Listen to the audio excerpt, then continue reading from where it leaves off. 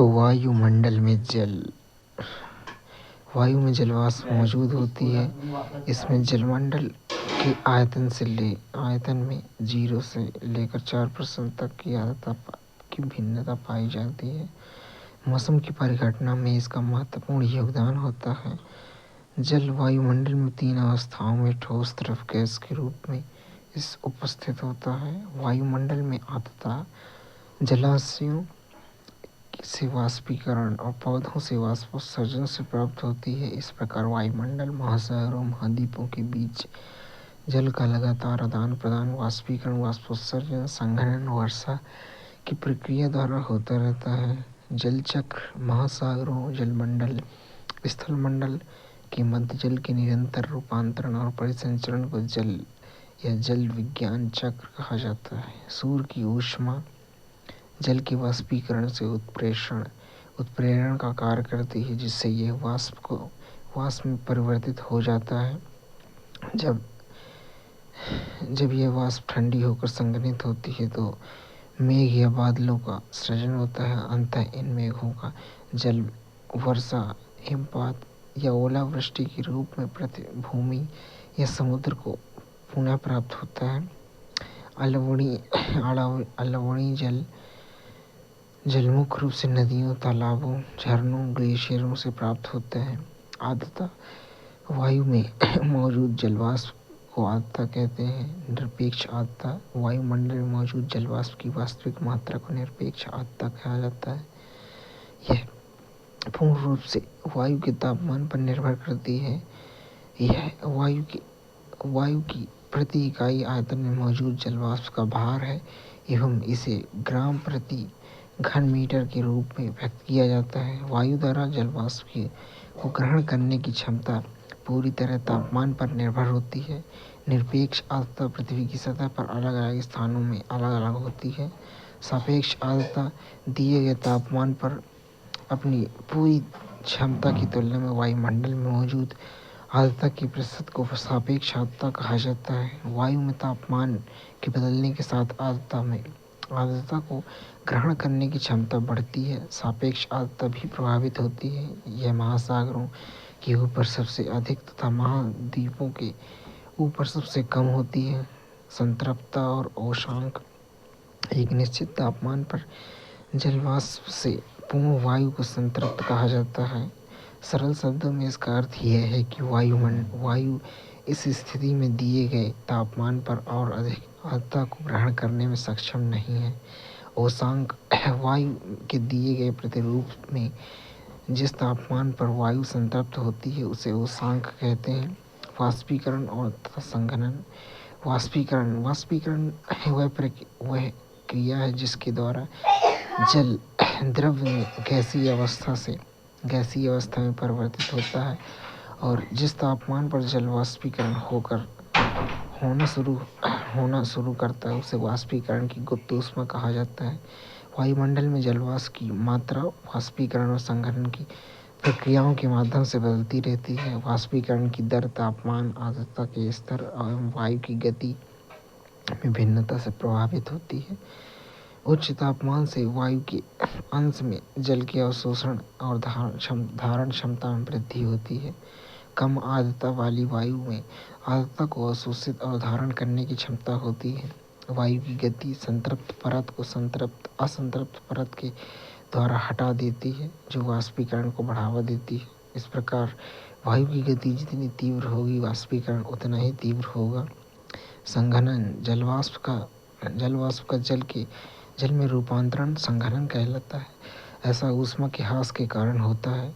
ऊर्ध्वपातन gas जलवाष्प के सीधे ठोस रूप में संघनन की प्रक्रिया।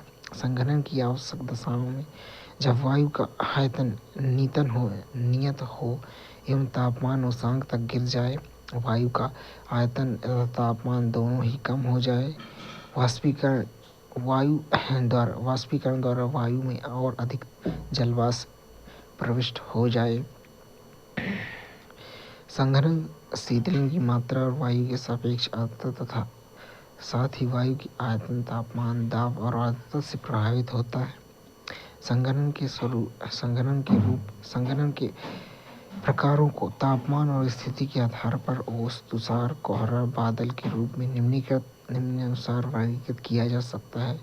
ओस जब आद्रता धरातल के ऊपर वायु की संघनन केंद्रकों पर संघनित न होकर ठोस वस्तु जैसे पत्थर, घास या पौधों की पत्तियों पर ठंडी सतहों पर जल की बूंदों के रूप में जमा होती, तब इसे ओस के रूप में जाना जाता है।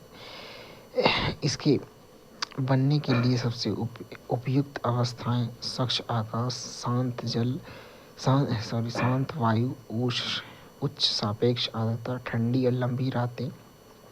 ओस के बनने के लिए आवश्यक है कि ओसांक जमाव बिंदु से ऊपर हो।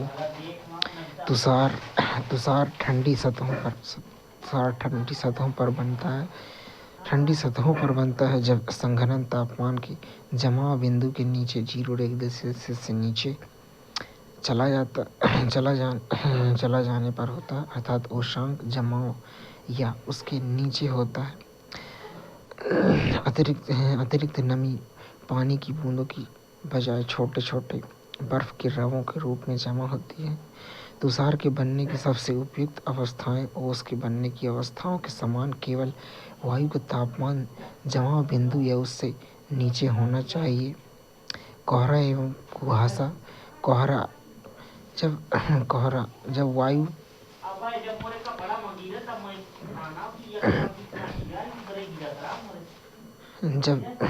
जब बहुत अधिक मात्रा में जलवाष्प में भरी हुई वायु संहति अचानक नीचे की ओर गिरती है, तब छोटे छोटे धूल के कणों के ऊपर ही संघनन की प्रक्रिया होती है। इसलिए कोहरा एक बादल है जिसका आधार सतह पर या सतह के बहुत नज़दीक होता है। कुहासे में कोहरे की सापेक्ष नमी अधिक होती है। कुहासा पर्वतीय क्षेत्रों पर अधिक पाया जाता है क्योंकि यहाँ ऊपर उठती हुई गर्म ढाल पर ठंडी सतह के संपर्क में आती हैं। धूम्र कोहरा। जब कोहरा या धुआं सम्मिलित रूप बनते हैं तो इसे धूम्र कोहरा कहते हैं। बादल जल की छोटी बूंदों या बर्फ के छोटे रवों की संहति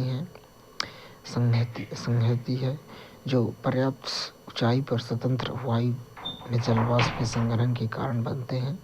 इसकी ऊंचाई, विस्तार, घनत्व, पारदर्शिता या अपारदर्शिता के आधार पर बादल को 4 रूपों में वर्गीकृत किया जाता है: पक्षाभ मेघ, कपासी मेघ, स्तरी मेघ, वर्षा मेघ। पक्षाभ मेघ का निर्माण 8,000 से 12,000 मीटर की ऊंचाई पर होता है। ये पतले बिखरे हुए बादल होते हैं जो पंख के समान प्रतीत होते हैं। ये हमेशा सफ़ेद रंग के दिखाई देते हैं। कपासी मेघ रुई के समान दिखते हैं। ये 4,000 से 7,000 मीटर की ऊंचाई पर बनते हैं। ये छितरे और इधर उधर बिखरे दिखाई देते हैं। ये चपटे आकार के आधार वाले होते हैं। स्तरी मेघ, जैसा कि नाम से प्रतीत होता है, ये परतदार बादल होते हैं जो आकाश की बहुत बड़े भाग पर फैले होते हैं। ये मेघ सामान्यतः या तो ऊष्मा के ह्रास या अलग अलग तापमान पर वायु के आपस में मिश्रित होने से बनते हैं। वर्षा मेघ ये मध्य स्तरों या पृथ्वी की सतह के पास काफ़ी नज़दीक बनते हैं। कभी कभी बादल इतनी कम ऊंचाई पर होते हैं कि ये सतह को छूते हुए प्रतीत होते हैं। वर्षा मेघ काले ये गहरे स्लेटी रंग के होते हैं। ये सूर्य की किरणों के लिए बहुत ही अपारदर्शी होते हैं। उपयुक्त 4 रूपों में बादल मिलकर निम्नलिखित रूप में बादल निर्माण बनते हैं: ऊंचे मेघ पक्षाभ स्तरी, पक्षाभ कपासी। मध्य स्तरी मेघ स्तरी कपासी मध्य। कम ऊंचाई वाले मेघ स्तरी कपासी स्तरी। वर्षा मेघ कपासी वर्षा मेघ।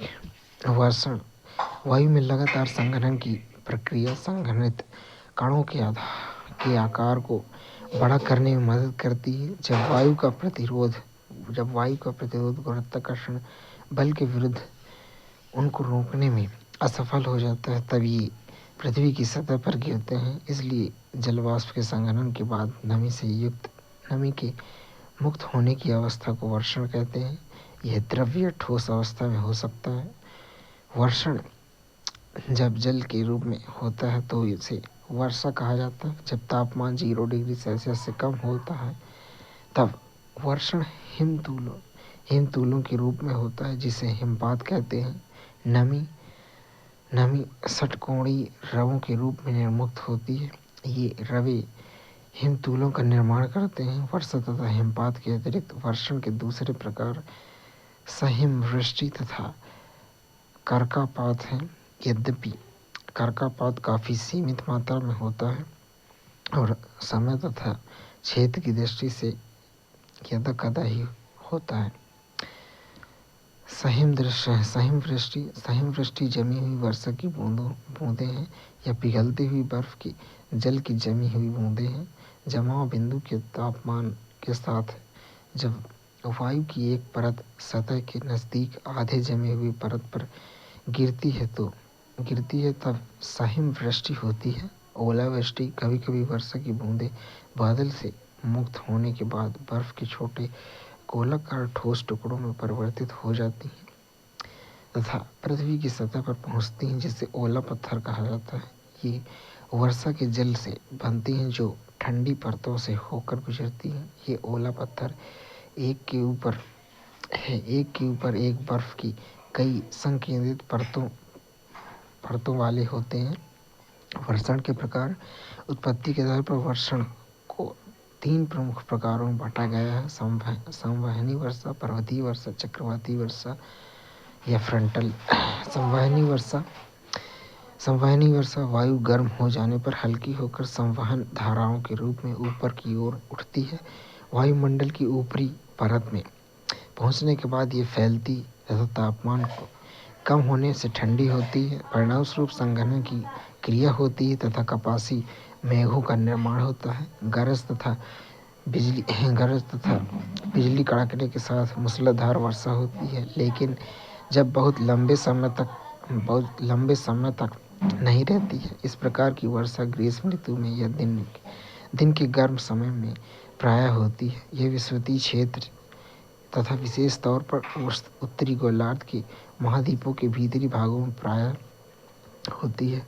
पर्वतीय वर्षा जब संतृप्त वायु की संहति पर्वतीय ढाल पर आती है तब यह ऊपर उठने के लिए बाध्य हो जाती है तथा जैसे ही यह ऊपर की ओर उठती है यह फैलती और तापमान गिर जाता है तथा आद्रता संघनित हो जाती है और वर्षा होती है। इस प्रकार की वर्षा मुख्य गुण है।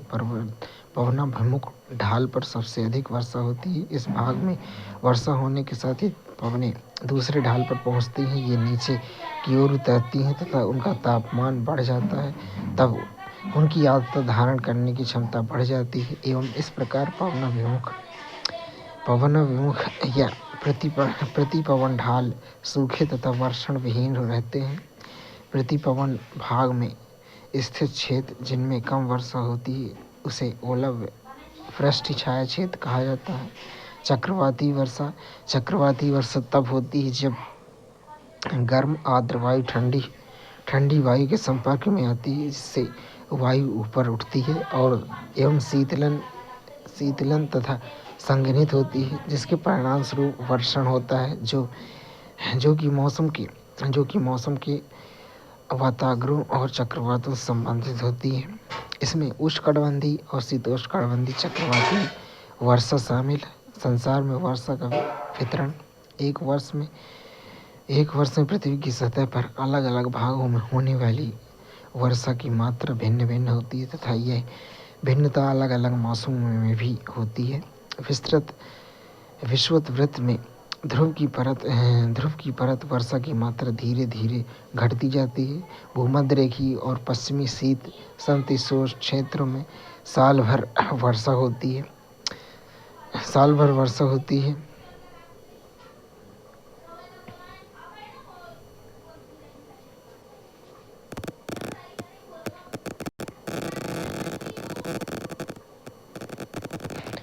चालू है।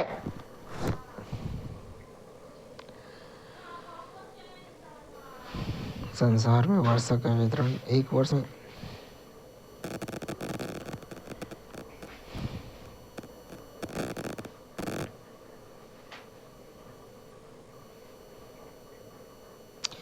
पर्वतीय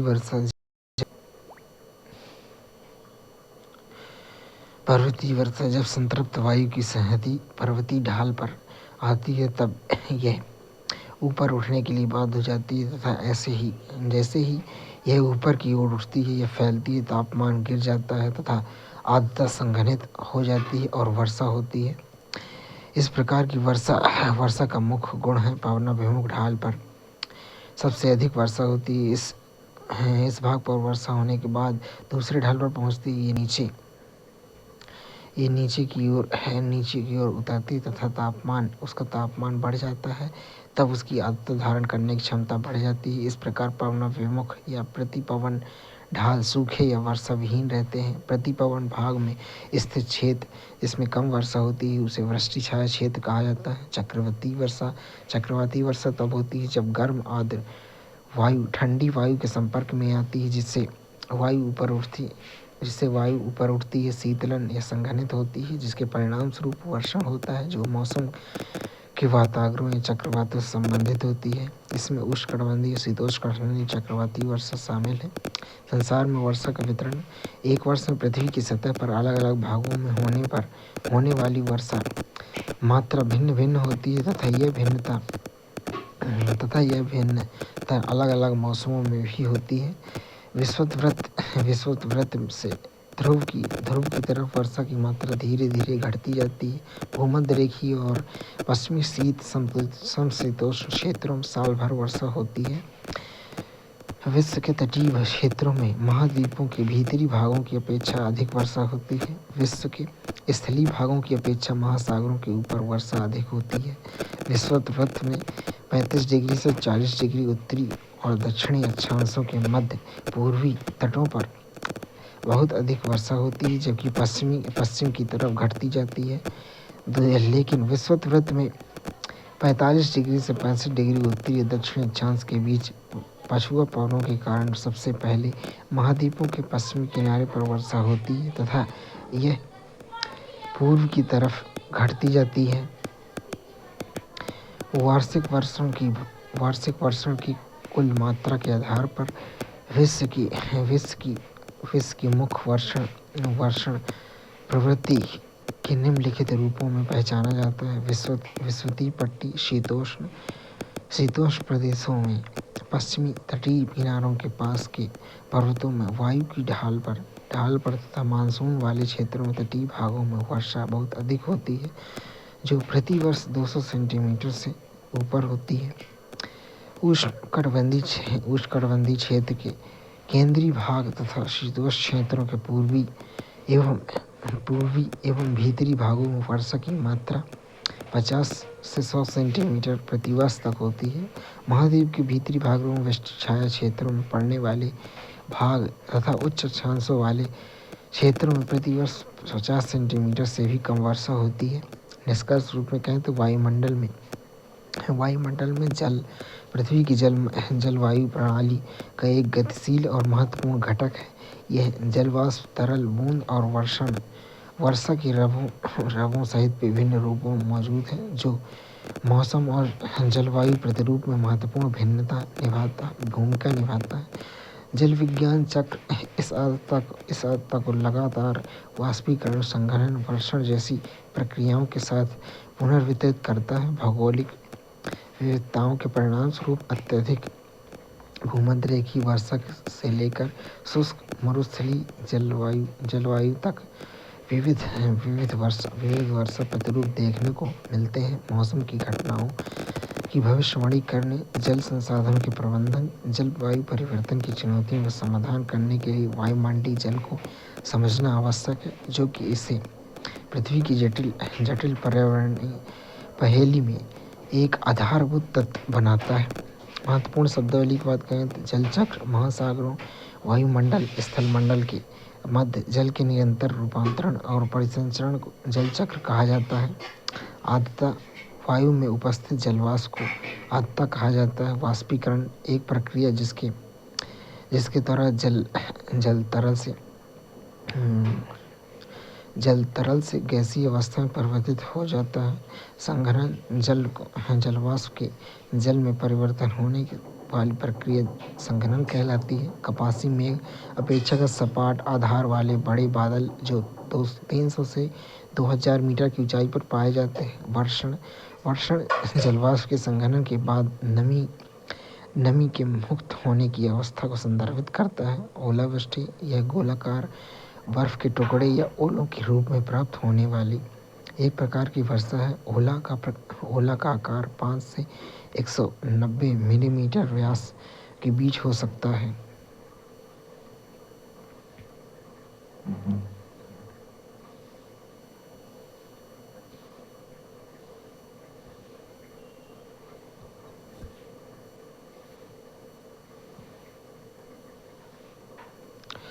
विश्व की जलवायु एवं जलवायु परिवर्तन। यह अध्याय जलवायु का एक व्यापक अवलोकन प्रदान करता है जिसमें विश्व भर में जलवायु क्षेत्रों को कोपेन के वर्गीकरण और विश्व की विभिन्न प्रकार की जलवायु को शामिल किया गया है। हम आगे उष्णकटिबंधीय उपोष्णकटिबंधीय क्षेत्रों की जलवायु का विश्लेषण करेंगे, वहाँ के अद्वितीय पारिस्थितिकी तंत्र का अध्ययन करेंगे और अंत में हम जलवायु परिवर्तन तथा ग्लोबल वार्मिंग के महत्वपूर्ण विषय पर चर्चा करेंगे। विश्व जलवायु एवं उसका वर्गीकरण। जलवायु का वर्गीकरण 3 बृहद उपगमनों द्वारा किया जाता है। ये हैं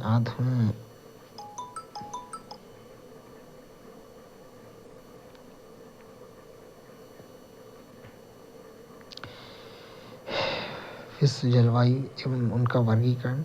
जलवायु का वर्गीकरण तीव्र बृहद उपागमों द्वारा किया जाता है। ये हैं अनुभविक जननिक अनुप्रयुक्त आधुनिक वर्गीकरण प्रेक्षित किए गए विशेष रूप से तापमान एवं वर्षण में से संबंधित आंकड़ों पर आधारित होता है। जननिक वर्गीकरण जलवायु को उनके कारणों के आधार पर संगठित करने का प्रयास है। जलवायु का अनुप्रयुक्त वर्गीकरण किसी विशिष्ट उद्देश्य के लिए किया जाता है। कोपेन की जलवायु वर्गीकरण पद्धति की बात करें तो कोपेन ने वनस्पति के वितरण और जलवायु के बीच एक घनिष्ठ संबंध की पहचान की। उन्होंने तापमान तथा वर्षण के कुछ निश्चित मानों का चयन करते हुए उनका वनस्पति के वितरण के संबंध स्थापित किया तथा इन मानों का उपयोग जलवायु के वर्गीकरण के लिए किया। वर्षा और तापमान के मध्यमान वार्षिक और मध्यमान मासिक आंकड़े पर आधारित यह एक अनुभविक पद्धति है। उन्होंने जलवायु के समूहों एवं प्रकारों की पहचान करने के लिए बड़े तथा छोटे अक्षरों के प्रयोग को आरंभ किया। सन 1918 में विकसित तथा समय के साथ संशोधित हुए कोपेन की यह पद्धति आज भी लोकप्रिय और प्रचलित है। कोपेन ने 5 प्रमुख जलवायु समूह निर्धारित किए, जिसमें से 4 तापमान पर और 1 वर्षण पर आधारित हैं। कोपेन के जलवायु समूह एवं उनकी विशेषताओं के साथ सारणी दी गई है। बड़े अक्षर ABCDE आर्द्र जलवायु, बी अक्षर शुष्क जलवायु को रूपांतरित करता है। कोपेन के अनुसार जलवायु समूह में उष्णकटिबंधीय जलवायु सभी महीनों का औसत तापमान 18 डिग्री सेल्सियस से अधिक है। शुष्क जलवायु वर्षण की तुलना में विषम वाष्पीकरण की अधिकता है। गर्म शीतोष्ण में सर्वाधिक ठंडे महीने का औसत तापमान 3 डिग्री सेल्सियस से अधिक किंतु 18 डिग्री सेल्सियस से कम। मध्य अक्षांशीय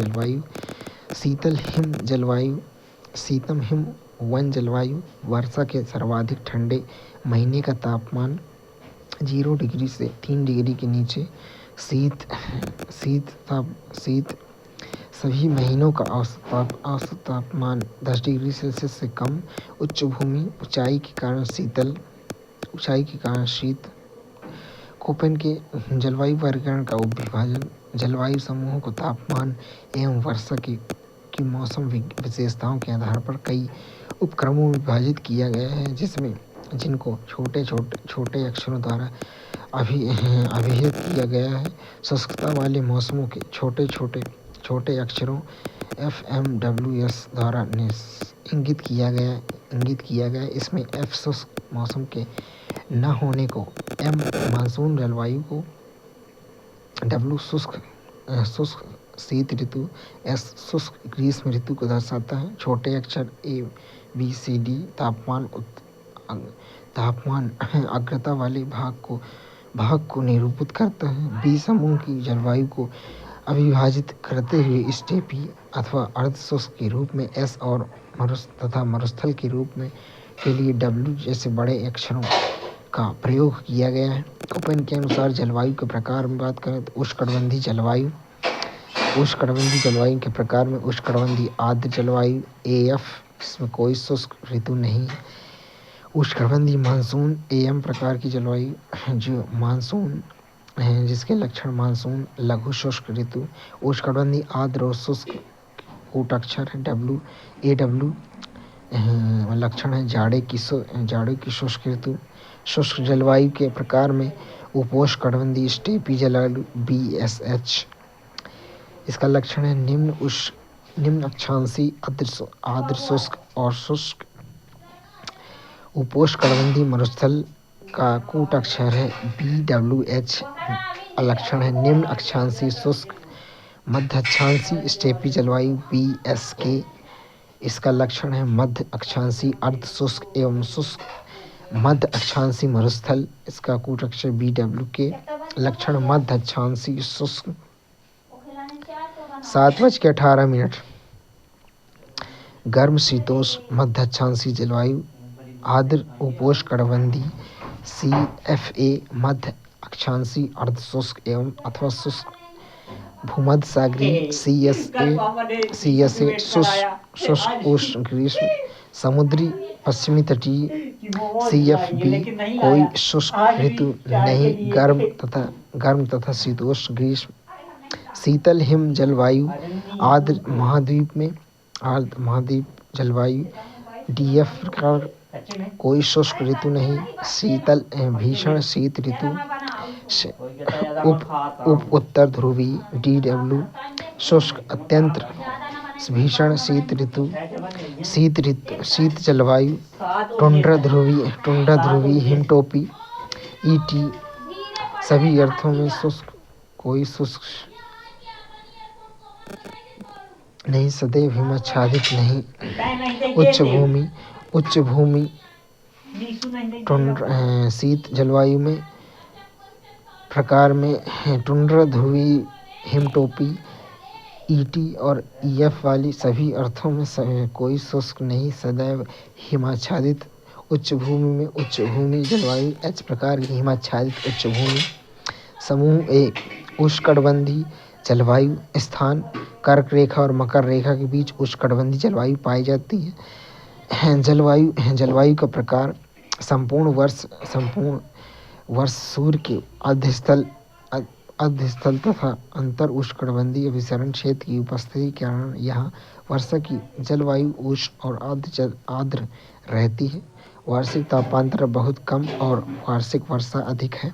उष्णकटिबंधीय जलवायु समूह को 3 प्रकार में विभाजित किया गया है। AF प्रकार की उष्णकटिबंधीय आर्द्र जलवायु, AM प्रकार की उष्णकटिबंधीय मानसूनी जलवायु, AW उष्णकटिबंधीय आर्द्र और शुष्क जलवायु। उष्णकटिबंधीय आर्द्र जलवायु AF प्रकार, इसकी विशेषता है भूमध्य रेखा के निकट पाई जाती है। प्रमुख क्षेत्र दक्षिण अमेरिका में अमेजन नदी, पश्चिमी भूमध्य रेखीय अफ्रीका और दक्षिण पूर्व एशिया के द्वीप में। वर्ष के प्रत्येक माह में दोपहर में गरज और बौछार के साथ प्रचुर मात्रा में वर्षा होती है। तापमान समान रूप में ऊंचा और वार्षिक तापांतर नगण्य होता है। किसी भी दिन अधिक तापमान लगभग 30 डिग्री सेल्सियस और न्यूनतम तापमान लगभग 20 डिग्री सेल्सियस होता है। इस जलवायु में सघन वितान तथा व्यापक जैव विविधता वाले उष्णकटिबंधीय सदाबहार वन पाए जाते हैं। उष्णकटिबंधीय मानसूनी जलवायु AM प्रकार मुख्य रूप से भारतीय उपमहाद्वीप, दक्षिण अमेरिका के उत्तर पूर्वी भाग और उत्तरी ऑस्ट्रेलिया में पाई जाती है। भारी वर्षा अधिकतर गर्मियों में होती है। शीत ऋतु अधिकतर शुष्क होती है। उष्णकटिबंधीय आर्द्र एवं शुष्क जलवायु AW, उष्णकटिबंधीय आर्द्र और शुष्क AF प्रकार के जलवायु प्रदेशों के उत्तर और दक्षिण में पाई जाती है। इसकी सीमा महाद्वीपों के पश्चिमी भाग में शुष्क जलवायु के साथ पूर्वी भाग में CF तथा CFW प्रकार की जलवायु के साथ पाई जाती है। विस्तृत AW जलवायु दक्षिण अमेरिका में स्थित ब्राज़ील के वनों के उत्तर और दक्षिण में, बोलीविया और पराग्वे के निकटवर्ती भागों तथा सूडान और मध्य अफ्रीका के दक्षिण में पाई जाती है। इन जलवायु में वार्षिक वर्षा AF और AM जलवायु प्रकारों की अपेक्षा अधिक कम तथा विचरणशील है। आर्द्र ऋतु छोटी तथा शुष्क ऋतु भीषण व लंबी होती है। तापमान वर्ष भर ऊंचा रहता है और शुष्क ऋतु में दैनिक तापांतर सर्वाधिक होता है। इस प्रकार इस जलवायु में पर्णपाती वन वृक्षों से ढकी घास भूमियाँ पाई जाती हैं। समूह B में शुष्क जलवायु की विशेषता है अत्यंत न्यून वर्षा जो पादपों की वृद्धि के लिए पर्याप्त नहीं है। यह जलवायु वर्षा पृथ्वी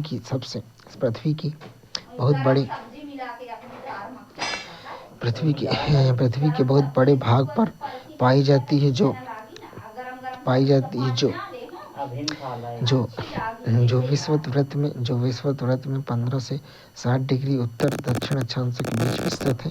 15 से 30 डिग्री के निम्न अक्षांशों में यह उष्णकटिबंधीय उच्च वायुदाब क्षेत्र में पाई जाती है, जहाँ तापमान का अवतरण और उत्क्रमण वर्षा नहीं होने देते हैं। महाद्वीपों के पश्चिमी सीमांतों पर शीत धाराओं के आसन्न क्षेत्र, विशेषतः दक्षिण अमेरिका के पश्चिमी तट पर यह जलवायु विषुवत वृत्त की ओर अधिक विस्तृत है और तटीय भाग में पाई जाती है। मध्य अक्षांशों में विषुवत वृत्त से 35 से 60 डिग्री उत्तर व दक्षिण के नीचे यह जलवायु महाद्वीपों के उन आंतरिक भागों तक परिबद्ध होती है जहाँ पर्वतों से घिरे होने के कारण प्रायः समुद्री आर्द्र पवनें नहीं पहुँच पाती हैं। शुष्क जलवायु को स्टेपी अथवा आर्द्र शुष्क जलवायु BS और मौसम जलवायु BW विभाजित किया जाता है। इसके आगे 15 डिग्री से 35 डिग्री अक्षांश के बीच उपोष्णकटिबंधीय स्टेपी BSH और उपोष्णकटिबंधीय मरुस्थल BWH में बांटा जाता है। 35 और 60 डिग्री अक्षांश के बीच मध्य अक्षांशीय स्टेपी BSK तथा मध्य अक्षांशीय मरुस्थल BWK में विभाजित किया जाता है। शुष्क प्रकार की जलवायु में उपोष्णकटिबंधीय स्टेपी जलवायु BSH, उपोष्णकटिबंधीय स्टेपी और उपोष्णकटिबंधीय मरुस्थल उष्णकटिबंधीय स्टेपी BSH, उपोष्णकटिबंधीय मरुस्थल BWH जलवायु में वर्षण और तापमान में लक्षण एक समान होते हैं। यह क्षेत्र आर्द्रता और शुष्क जलवायु के बीच स्थित होते हैं। उपोष्णकटिबंधीय स्टेपी में मरुस्थल की तुलना में अधिक वर्षा होती है, जो विरल घास के मैदानों के विकास के लिए पर्याप्त है। वर्षा अत्यधिक परिवर्तनशील है। उपोष्णकटिबंधीय मरुस्थल BWH जलवायु मरुस्थलों में वर्षा कम किंतु तीव्र गड़गड़ाहट के साथ होती है और मृदा में नमी पैदा करने में अप्रभावी सिद्ध होती है। ठंडी धाराओं की सीमा से सटे तटीय मरुस्थल में कोहरा आम बात होती है। ग्रीष्म ऋतु में अधिकतम तापमान बहुत ऊंचा होता है। इस प्रकार की जलवायु वर्षा अत्यधिक परिवर्तनशील होती है। वार्षिक और दैनिक तापांतर भी अधिक पाए जाते हैं। समूह C गर्म शीतोष्ण मध्य अक्षांशीय जलवायु। गर्म शीतोष्ण मध्य अक्षांशीय जलवायु 30 से 50 डिग्री अक्षांशों के मध्य मुख्यतः महाद्वीपों के पूर्वी और पश्चिमी सीमाओं पर विस्तृत है। इन जलवायु में सामान्यतः ग्रीष्म ऋतु गर्म और शीत ऋतु मृदु होती है। इस जलवायु के प्रकार में 4 प्रकार में वर्गीकृत किया गया है। आर्द्र उपोष्णकटिबंधीय अर्थात शीत ऋतु में शुष्क और ग्रीष्म ऋतु में उष्ण CWA, भूमध्य सागरीय CS, आर्द्र उपोष्णकटिबंधीय अर्थात शुष्क ऋतु की अनुपस्थिति तथा मृदु शीत ऋतु CFA, समुद्री पश्चिमी तटीय जलवायु CFB, गर्म शीतोष्ण मध्यछांसी जलवायु की विशेषताओं में आर्द्र उष्णकटिबंधीय जलवायु CWA, आर्द्र उपोष्णकटिबंधीय जलवायु कर्क एवं मकर रेखाओं से ध्रुवों की ओर मुख्यतः भारत के उत्तरी मैदानों और दक्षिण चीन सागर, दक्षिण चीन के आंतरिक भागों, आंतरिक मैदानों में पाई जाती है। यह जलवायु AW जलवायु जैसी ही है, केवल इतना अपवाद है कि इसमें शीत ऋतु का तापमान गर्म होता है। भूमध्य सागरीय जलवायु CS, भूमध्य सागरीय जलवायु भूमध्य सागर के चारों ओर तथा उपोष्णकटिबंध से 30 से 40 डिग्री अक्षांशों के बीच महाद्वीपों के पश्चिमी तट के साथ साथ पाई जाती है। मध्य कैलिफोर्निया, मध्य चिली, ऑस्ट्रेलिया के दक्षिण पूर्वी और दक्षिण पश्चिमी तट इसके उदाहरण हैं। यह क्षेत्र ग्रीष्म ऋतु में उपोष्णकटिबंधीय उच्च वायुदाब तथा शीत ऋतु में पछुआ पवनों के प्रभाव में आ जाते हैं। इस प्रकार उष्ण व शीत, उष्ण शुष्क ग्रीष्म ऋतु तथा मृदु एवं वर्षा युक्त शीत ऋतु इस जलवायु की विशेषताएं हैं। ग्रीष्म ऋतु में औसत तापमान 25 डिग्री सेल्सियस के आसपास तथा शीत ऋतु में 10 डिग्री सेल्सियस से कम रहता है। वार्षिक वर्षा 35 से 90 सेंटीमीटर के बीच होती है। आर्द्र उपोष्णकटिबंधीय CFA जलवायु, आर्द्र उपोष्णकटिबंधीय जलवायु उपोष्णकटिबंधीय अक्षांशों में महाद्वीपों के पूर्वी भागों में पाई जाती है। इस प्रकार के इस प्रदेश में जलवायु राशियाँ प्राय अस्थिर रहती हैं और पूरे वर्ष वर्षा करती है।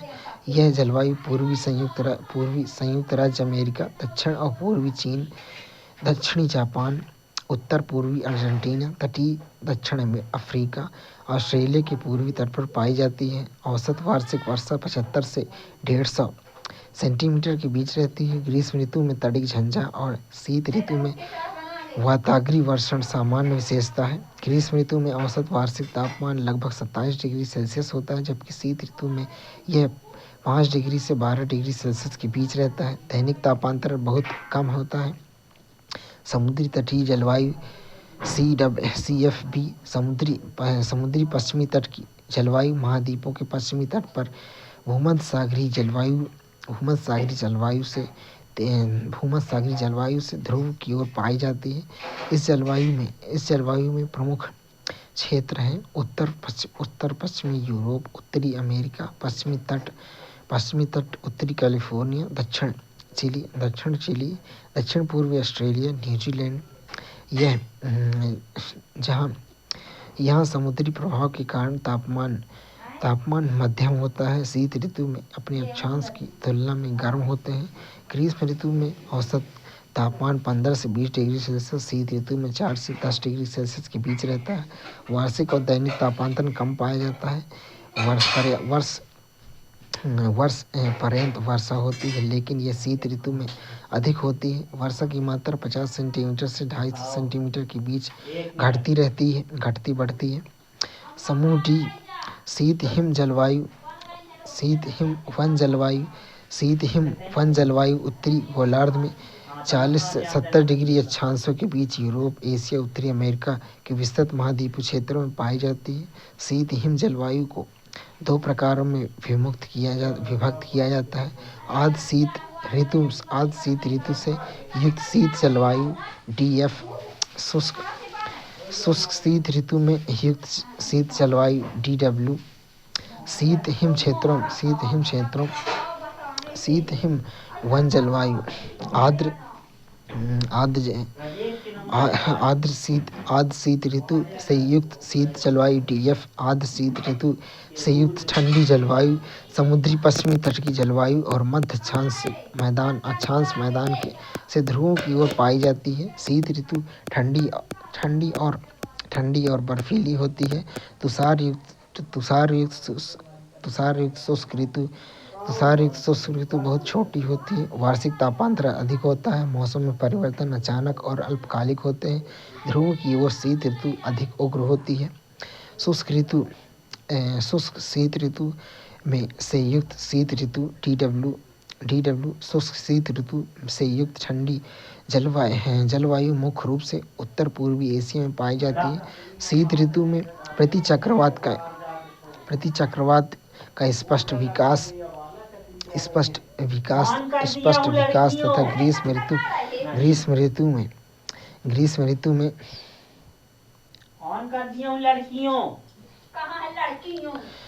तथा ग्रीष्म ऋतु में उनका कमजोर पड़ना, इस क्षेत्र में पवनों के प्रत्यावर्तन के मानसून जैसी दशाएं उत्पन्न होती हैं।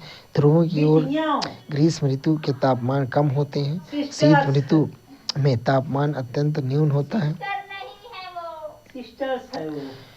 कुछ स्थान तो ऐसे भी हैं जहां वर्षा के 7 माह तक तापमान हिमांक बिंदु से कम रहता है।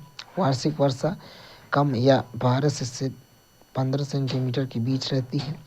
समूह ई ध्रुवीय जलवायु 70 डिग्री अक्षांश से परे ध्रुवों की ओर पाई जाती है। इस प्रकार की जलवायु को 2 प्रकार के विभाजित किया गया है। ईटी टुंड्रा जलवायु, ईएफ हिमटोपी जलवायु। ध्रुवीय जलवायु में विभाजित बात करें टुंड्रा जलवायु ईटी। टुंड्रा जलवायु का नाम काई, लाइकेन, पुष्पी पादप जैसे छोटे वनस्पति प्रकारों के आधार पर रखा गया है। यह स्थायी तुषार का प्रदेश है जिसमें अधोभूमि स्थायी रूप से जमी रहती है। लघु वर्धन काल और जलाक्रांति छोटी वनस्पति का ही पोषण कर पाते हैं। ग्रीष्म ऋतु में टुंड्रा प्रदेशों में दिन के प्रकाश की अवधि लंबी होती है। हिमटोपी जलवायु ईएफ हिमटोपी जलवायु ग्रीनलैंड और अंटार्कटिका के आंतरिक भागों में पाई जाती है। ग्रीष्म ऋतु में भी तापमान हिमांक से नीचे रहता है। इस क्षेत्र में वर्षा थोड़ी मात्रा में होती है। तुषार एवं हिम एकत्रित होती जाती है जिसका बढ़ता हुआ दबाव हिम परतों को विकृत कर देता है। हिम परतों के ये टुकड़े आर्कटिक अंटार्कटिक जल में खिसक कर प्लावी हिमशैलों के रूप में तैरने लगते हैं। अंटार्कटिका में 79 डिग्री दक्षिणी अक्षांश पर प्लेटिव स्टेशन पर भी यही जलवायु पाई जाती है। समूह एफ उच्च भूमि जलवायु भौम्य कृति द्वारा नियंत्रित होती है। ऊंचे पर्वतों में थोड़ी दूरियों पर मध्यमान तापमान में भारी परिवर्तन पाए जाते हैं। उच्च भूमि में वर्षण के प्रकार पर उनकी गहनता में भी स्थानिक अंतर पाए जाते हैं। पर्वतीय वातावरण में ऊंचाई के साथ जलवायु प्रदेशों के स्तरित ऊर्ध्वाधर कटिबंध पाए जाते हैं। जलवायु परिवर्तन का तात्पर्य तापमान और मौसम के प्रतिरूप में वार्षिक परिवर्तन से है। इस तरह के परिवर्तन प्राकृतिक सूर्य की गतिविधि के बदलाव, बड़े ज्वालामुखी विस्फोट के कारण हो सकते हैं या मानवजनित गतिविधियों जैसे अस्थिर औद्योगिकीकरण, शहरीकरण, वनों की कटाई आदि कारण भी हो सकते हैं। क्या आप जानते हैं भारत में भी एक निश्चित समयांतराल पर आर्द्र और शुष्क अवधि आती रहती है।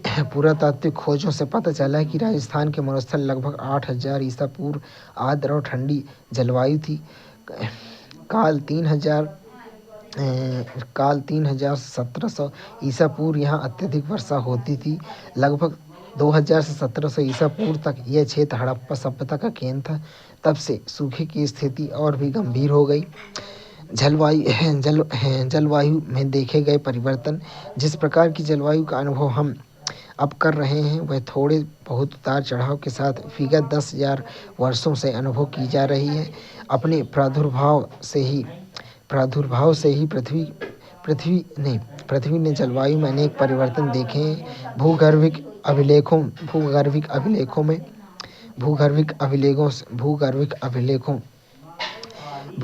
अभिलेखों में हिमयुगों और अंतर हिमयुगों में क्रमशः परिवर्तन की प्रक्रिया परिलक्षित होती है। भू आकृतिक लक्षण विशेषतः ऊंचाइयों तथा उच्च अक्षांशों में हिमानियों से आगे बढ़ने व पीछे हटने के शेष चिन्ह प्रदर्शित करते हैं। हिमनद या हिमानी निर्मित झीलों में अवसादों का निक्षेपण उष्ण एवं शीत युगों में होने को उजागर करता है। वृक्षों के तापमान में पाए जाने वाले वलय की आर्द्र एवं शुष्क शुष्क युगों की उपस्थिति का संकेत देते हैं। ऐतिहासिक अभिलेख भी जलवायु की अनिश्चितता का वर्णन करते हैं।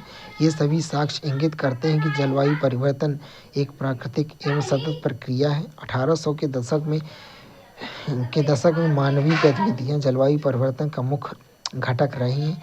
मुख्य रूप से कोयला, तेल, गैस जैसे जीवाश्म ईंधन के जलने एवं अनियंत्रित औद्योगिक गतिविधि के कारण व्यापक जलवायु परिवर्तन हुआ है। अन्य संबंधित तथ्य की बात करें तो लगभग 500 से 300 मिलियन वर्ष पहले पृथ्वी गर्म थी। प्लेस्टोसिन युग के दौरान हिमनद और अंतर हिमनद काल घटित हुए। अंतिम प्रमुख हिमनद काल लगभग 1800 वर्ष पूर्व था। वर्तमान अंतर हिमनद काल 10,000 वर्ष पहले शुरू हुआ था।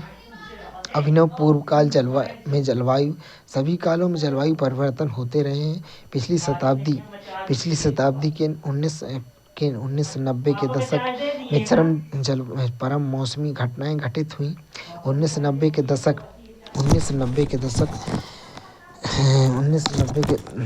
में शताब्दी का सबसे गर्म तापमान, विश्व में सबसे भयंकर बाढ़ों को दर्ज किया है। सहारा मौसम के दक्षिण में स्थित साहेल प्रदेश में वर्ष 1967 से 77 के दौरान आया विनाशकारी सूखा ऐसा ही एक परिवर्तन था। 1930 के दशक में यूएसए में बृहद पैमाने पर दक्षिण पश्चिम भाग में, जिसे धूल का कटोरा कहा जाता है, भीषण सूखा पड़ा। फसलों की उपज अथवा फसलों के विनाश, बाढ़ों, लोगों के प्रवास संबंधी ऐतिहासिक अभिलेख परिवर्तनशील जलवायु के प्रभावों के बारे में बताते हैं। यूरोप अनेक बार उष्ण, आर्द्र, शीत, शुष्क युगों में गुजरा है। इसमें महत्वपूर्ण प्रसंग 10वीं से 11वीं शताब्दी की उष्ण और शुष्क दशाओं का है, जिसमें वाइकिंग कबीले ग्रीनलैंड में जा बसे थे। यूरोप ने सन 1550 से सन 1850 के दौरान लघु हिमयुग का अनुभव किया है। 1885 से 1940 तक विश्व के तापमान में वृद्धि की प्रवृत्ति पाई गई है। 1940 के बाद तापमान में वृद्धि की दर घटी है। जलवायु परिवर्तन के कारण की बात करें तो जलवायु परिवर्तन के अनेक कारण हैं। इन्हें खगोलीय और पार्थिव कारणों में वर्गीकृत किया जा सकता है। जलवायु परिवर्तन के कारण में खगोलीय कारणों का संबंध सौर कलंकों की गतिविधियों से उत्पन्न सौरिक निर्गत ऊर्जा में परिवर्तन से है। सौर कलंक सूर्य पर काले धब्बे होते हैं जो एक चक्रीय ढंग से बदलते रहते हैं। कुछ मौसम वैज्ञानिकों के अनुसार सौर कलंकों की संख्या बढ़ने पर मौसम ठंडा और आर्द्र हो जाता है और तूफानों की संख्या बढ़ जाती है। सौर कलंकों की संख्या घटने से उष्ण और शुष्क दशाएं उत्पन्न होती हैं। यद्यपि ये खोजें आंकड़ों की दृष्टि से महत्वपूर्ण नहीं है। एक अन्य खगोलीय सिद्धांत मिलेंकोविच दोलन है, जो सूर्य के चारों ओर पृथ्वी के कक्षीय लक्षणों में बदलाव के चक्रों, पृथ्वी के परिक्रमण तथा पृथ्वी के अक्षीय झुकाव में परिवर्तनों के बारे में अनुमान लगाता है। ये सभी कारक सूर्य से प्राप्त होने वाले सूर्यताप में परिवर्तन ला देते हैं, जिसका प्रभाव जलवायु पर पड़ता है। पार्थिव ज्वालामुखी क्रिया जलवायु परिवर्तन का एक अन्य कारक है। ज्वालामुखी उद्भेदन वायुमंडल में बड़ी मात्रा में पैरोसोल फेंक देता है। ये पैरोसोल लंबे समय तक वायुमंडल में विद्यमान रहते हैं और पृथ्वी की सतह पर पहुंचने से वाले सौरिक विकिरण को कम कर देते हैं। हाल ही में हुए पिनाटोबा तथा एल सियोल ज्वालामुखी उद्गारों के बाद पृथ्वी का औसत तापमान कुछ हद तक गिर गया था। जलवायु पर पड़ने वाले सबसे महत्वपूर्ण मानवोद्भिद कारण वायुमंडल में ग्रीन हाउस गैस का बढ़ता सांतन। इसमें वायुमंडलीय उष्णता को ऊष्मण हो सकता है। भूमंडलीय ऊष्मन ग्रीन हाउस गैसों की उपस्थिति के कारण वायुमंडल एक ग्रीन हाउस गैस की भांति व्यवहार करता है। वायुमंडल प्रवेशी सौर विकिरण का पारेषण भी करता है, किंतु पृथ्वी की सतह के ऊपर की ओर उत्सर्जित होने वाली अधिकतम दीर्घ तरंगों को अवशोषित कर देता है। ये गैसें जो विकिरण की दीर्घ तरंगों का अवशोषण करती हैं ग्रीन हाउस गैसें कहलाती हैं। वायुमंडल का तापन करने वाली प्रक्रियाओं को सामूहिक रूप में ग्रीन हाउस प्रभाव कहा जाता है। ग्रीन हाउस इफेक्ट, उदाहरण के लिए 20वीं शताब्दी के अंत वैश्विक स्तर पर औसत वार्षिक औसत तापमान 19वीं शताब्दी के अंत तापमान में गिरावट के लगभग 0.6 डिग्री सेल्सियस से अधिक था। वर्ष 1998 संघनित रूप में न केवल 20वीं शताब्दी का बल्कि पूरी शताब्दी का सबसे गर्म वर्ष था। हिमालय हिमखंडों के पिघलने तथा समुद्र के तापमान के विस्तार के कारण समुद्र के स्तर में वृद्धि से लेकर तटीय क्षेत्र तथा द्वीपों के बड़े हिस्से जलमग्न हो सकते हैं, जिससे सामाजिक संकट पैदा हो सकता है। ग्रीन हाउस शब्द की उत्पत्ति कैसे हुई?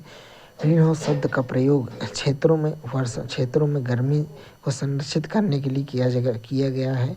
ग्रीन हाउस कांच का बना होता है। कांच आने वाले लघु सौर विकिरणों के लिए पारदर्शी, बाहर जाने वाली दीर्घ तरंगों के विकिरण के लिए अपारदर्शी होता है। इसलिए कांच लघु तरंग विकिरण को आने देता है, दीर्घ तरंग विकिरणों को बाहर जाने से रोकता है, जिससे कांच के अंदर का तापमान बाहर की तुलना में गर्म हो जाता है।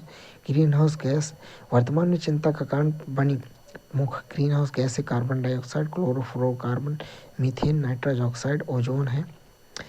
कुछ अन्य गैसें जैसे नाइट्रस ऑक्साइड, कार्बन मोनोऑक्साइड आसानी से ग्रीन हाउस गैसों में से प्रतिक्रिया करती हैं और वायुमंडल में उनकी सांद्रता को प्रभावित करती हैं। किसी भी ग्रीन हाउस गैस का प्रभाव इसके सांद्रता में वृद्धि के परिणाम वायुमंडल में इनके जीवन काल तथा इसके द्वारा अवशोषित विकिरण की तरंग लंबाई पर निर्भर करता है। क्लोरोफ्लोरोकार्बन अत्यधिक प्रभावी होते हैं। समताप मंडल में पराबैंगनी किरणों को अवशोषित करने वाली ओजोन जब निम्न तापमान में उपस्थित होती है तो वह पार्थिव विकिरण को अत्यंत प्रभावी ढंग से अवशोषित करती है। एक अन्य महत्वपूर्ण तथ्य यह है कि ग्रीन हाउस गैसों के अणु जितने लंबे समय तक बने रहते हैं, उनके द्वारा लाए गए परिवर्तन से पृथ्वी के वायुमंडलीय तंत्र को उभरने में उतना अधिक समय लगता है। वायुमंडल में उपस्थित ग्रीनहाउस गैसों में सबसे अधिक सांद्रता कार्बन डाइऑक्साइड का है। CO2 का उत्सर्जन मुख्यतः जीवाश्मी ईंधन, तेल, गैस, कोयला के दहन से होता है। वन और महासागर कार्बन डाइऑक्साइड सिंक के रूप में कार्य करते हैं। वन अपनी वृद्धि के लिए CO2 का उपयोग करते हैं। अंतः भूमि उपयोग में परिवर्तन के कारण की गई वनों की कटाई CO2 की मात्रा बढ़ाती है। अन्य स्रोतों से हुए परिवर्तनों से समायोजित करने के लिए CO2 को 20 से 50 वर्ष लग जाते हैं। यह लगभग 0.5% की वार्षिक दर से बढ़ रही है। जलवायु में होने वाले परिवर्तनों का आकलन CO2 की मात्रा की पूर्व औद्योगिक स्तर से दोगुना करके किया जाता है। वातावरण में ग्रीन हाउस गैस के उत्सर्जन को कम करने हेतु किए गए प्रयास में वायुमंडल में ग्रीन हाउस गैस उत्सर्जन को कम करने के लिए अंतर्राष्ट्रीय स्तर पर प्रयास किए गए हैं। सबसे महत्वपूर्ण क्योटो प्रोटोकॉल, जिसकी घोषणा 1997 में की गई। सन 2000 में प्रभावी रूप से इस घोषणा का 141 देशों ने अनुमोदन किया। क्योटो प्रोटोकॉल 35 औद्योगिक राष्ट्रों को परिबद्ध किया कि वे सन 1990 के उत्सर्जन स्तर से वर्ष 2012 तक 5% की कमी लाएं। वैश्विक अनुभवों ने जलवायु परिवर्तन से निपटने के लिए सहयोगात्मक प्रयास की आवश्यकता पर बल दिया है। ऐसी कई पहल हमारे जीवन को बेहतर बनाने और पर्यावरण की रक्षा करने हेतु आर्थिक लाभ पहुंचा सकती हैं। क्या आप जानते हैं, जब स्पेनिश खोजकर्ता ने अमेजन नदी की खोज की तो उन पर हेडगियर और घास के स्कर्ट पहने स्थलीय जनजाति के एक समूह ने हमला किया। इन लोगों ने उन्हें प्राचीन रोमन साम्राज्य के अमेजन के नाम से जानी जाने वाली महिला योद्धाओं की क्रूर जनजाति की याद दिला दी, इसलिए उसका नाम अमेजन नदी रखा गया। उष्णकटिबंधीय उपोष्णकटिबंधीय क्षेत्र में जीवन, अमेजन नदी बेसिन के में जीवन क्षेत्र। अमेजन नदी उष्णकटिबंधीय प्रदेश कर्क रेखा और मकर रेखा के मध्य स्थित है। भूमध्य रेखा के 10 डिग्री नॉर्थ से 10 डिग्री साउथ के मध्य भूभाग में भूमध्य सागरीय प्रदेश कहते हैं। अमेजन नदी इसी प्रदेश में से होकर बहती है। अमेजन नदी बहुत सारी सहायक नदियाँ मिलकर अमेजन नदी का निर्माण करती हैं। यह नदी बेसिन ब्राज़ील के भागों, पेरू के कुछ भागों, बोलीविया, इक्वाडोर, कोलंबिया, वेनेजुएला के कुछ भागों में अपवाहित होता है। जलवायु, अमेजन बेसिन भूमध्य रेखा के आसपास फैला है और पूरे वर्ष यहाँ गर्म एवं नम जलवायु रहती है। वर्षा का मौसम दिन और रात दोनों ही समय लगभग समान रूप में गर्म एवं आर्द्र होता है तथा शरीर में चिपचिपाहट महसूस होती है। इस प्रदेश में लगभग प्रतिदिन वर्षा होती है। यह भी बिना किसी पूर्व चेतावनी के तथा दिन का तापमान अति उच्च होती है। रात के समय तापमान कम होता है लेकिन आदत जैसी ही बनी रहती है। वन और वनस्पति, वन इतने घने हैं कि पत्तियां शाखाएं द्वारा छत सी बन जाती है जो सूर्य की रोशनी को भूमि तक नहीं पहुंचने देती हैं, जिसके कारण भूमि अंधेरी और नम बनी रहती है। यहाँ केवल वही